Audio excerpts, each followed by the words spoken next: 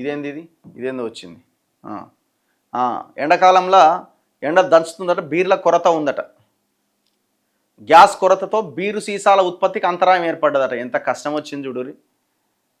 ఇది ఎవరికి కష్టం అంటే ఇప్పుడు ప్రభుత్వానికి లేనిపోని కష్టం, జనానికి సరే తాగకపోతే సరే ఏమో తర్వాత అద్దాకపోతే ఇంకోటి తాగుతారు, ఇంకేదో సైలెంట్గా ఉంటారు. కానీ గవర్నమెంట్కి వచ్చింది సాగు. ప్రభుత్వం నడవాలంటే ఇక్కడ బీర్ సీసాలు, లిక్కర్ సీసాలు అమ్ముడు పోవాలి. దాదాపు 30-40 వేల కోట్ల ఆదాయం దీని నుంచే వస్తున్నది. ఇది కనుక ఒక వారం రోజులు బంద్ అయితే కథం. నువ్వు ఇక నీ రైతు భరోసా రాదు, నీ ఏది రాదు, ఇక మొత్తం కథం గోవిందమంగళం. అల్యూమినియం దిగుమతుల్లో సమస్యతో క్యాన్ల ఉత్పత్తికి సెగాట. ప్రతిదానికి లింకే కదా. సో ఈ గ్యాస్ కొరతతోటి బీర్ సీసాల ఉత్పత్తికి అంతరాయం ఏర్పడుతున్నదట. అమెరికా ఇరాన్ యుద్ధం ప్రభావం మన దేశంలోని చాలా రంగాలపై తీవ్రంగా కనిపిస్తోంది. ఇప్పటికే వంట గ్యాస్, పెట్రోల్, డీజిల్ కొరత అంటూ ప్రజలు నానా తిప్పలు పడుతుంటే త్వరలో బీర్లకు కూడా తీవ్రమైన కొరత ఏర్పడే ప్రమాదం కనిపిస్తున్నదట.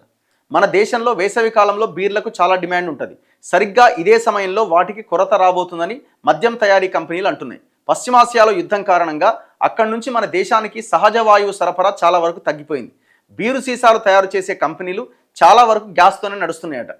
ఇప్పుడు ఆ కంపెనీలకు గ్యాస్ కొరత ఏర్పడడంతో ఉత్పత్తిని తగ్గించడమో తాత్కాలికంగా ఆపేయడమో చేస్తున్నాయి.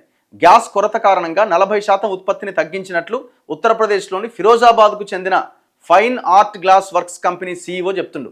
ఈ సంస్థ పలు మద్యం కంపెనీలకు బీరు సీసాలు సరఫరా చేస్తున్నది.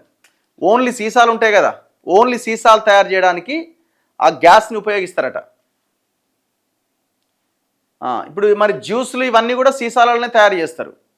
ఇప్పుడు ఈ కెచప్ బాటిల్స్ అండ్ ఈ కూల్ డ్రింక్ బాటిల్స్ ఇవన్నీ కూడా సీసాలలోనే వస్తాయి కదా. సో ఆ సీసాలు తయారు చేయడం కూడా తగ్గిపోయిందట.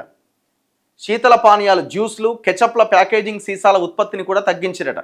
ఉత్పత్తి ఖర్చు పెరగడంతో సీసాల ధరలు కూడా 17-18% పెంచిరట. బీరును అల్యూమినియం క్యాన్స్లో కూడా విక్రయిస్తూ ఉంటారు. టిన్స్ వస్తుంటాయి కదా, ఆ టిన్స్లో విక్రయిస్తారు. ఇప్పుడు అల్యూమినియం దిగుమతుల్లో కూడా ఇబ్బందులు తలెత్తడంతో వాటి ఉత్పత్తి కూడా ప్రభావితం అవుతున్నదట.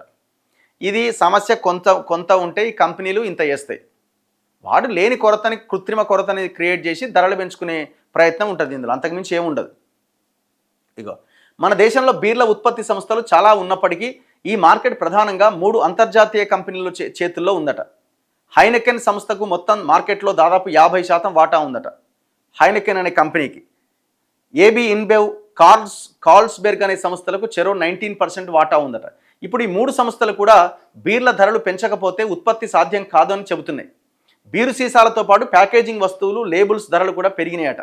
ప్రస్తుత పరిస్థితుల్లో బీర్ల ధరలను 12-15% పెంచకపోతే ఉత్పత్తి కష్టమని brewers association of India director general Vinod చెప్పిండట. రేట్లు పెంచుకునే కార్యక్రమం ఇది. ఇట్లా పేపర్లలో వేయిస్తారు, గవర్నమెంట్ కూడా దీని వెనకాల ఉంటుంది. పేపర్లలో వేయిస్తారు. పొద్దుగాల 10 రూపాయలు పెరిగింది అనుకో, అరే నిన్నే చూస్తే కదా వార్త, సీసాలు అయితలేవట, గ్యాస్ దొరకలేదట, అందుకే రేటు పెంచిరట. ఒక రీజన్ ఉండాలిగా చెప్పుకోవడానికి, ఇది ఒక రీజన్ అనమాట.